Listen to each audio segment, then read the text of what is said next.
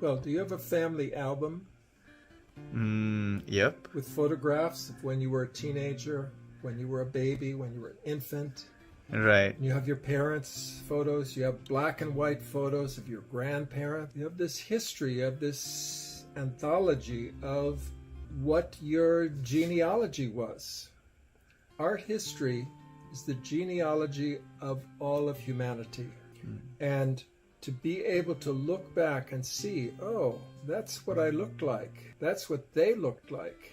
To be able to look back and see from different cultures, different styles of what was considered beautiful, what was considered important, what was considered to be the pinnacle of culture at the time. That's what art history is. It's the family album of humanity. And to study art history is to dive into what we were in former lives. Why it is taught for the 9th grader in Steiner Waldorf School is because that is right at the beginning of adolescence.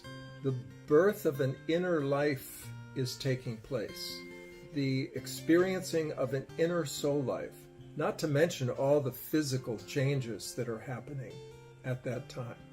And to bring the history of art, getting adolescent to step out of their interest in themselves and see what former cultures considered to be beautiful begins to help the adolescent see, what do I think is beautiful? What do I think is important? What do I think is cutting edge? According to Rudolf Steiner, developing this sense of beauty at this age of early adolescence helps the student overcome the dullness of adolescence and the vanity of adolescence, the eroticism of adolescence. That developing a sense of beauty helps to overcome this attack of the physical body that's happening to the adolescent now, where acne is popping out, hair is growing all over the body, the sexual activity is beginning, the boy's voice drops, the girl menstruates.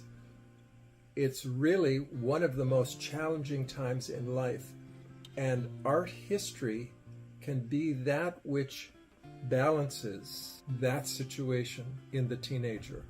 That's why it's important for that age, but it can be important for adults throughout their entire life to look at cultures in such a way that one gets out of one's own situation and sees the importance of that other cultures, other times, other periods in history placed what was important to portray in those times. This course is for anyone who is interested in art, in history, in culture, in self-transformation, in therapy through the arts. One can take away from this a broader perspective, not only on human development, but on what we can learn about ourselves. The reason for doing this course now is because Nurture Studio became aware that my new book has come out, Teaching Art History. Because the book has just been published, I'd like to share a lot of the content of it live online through 8 sessions, Nurture Studio. Please join me. I look forward to seeing you. Aloha. Ahuio.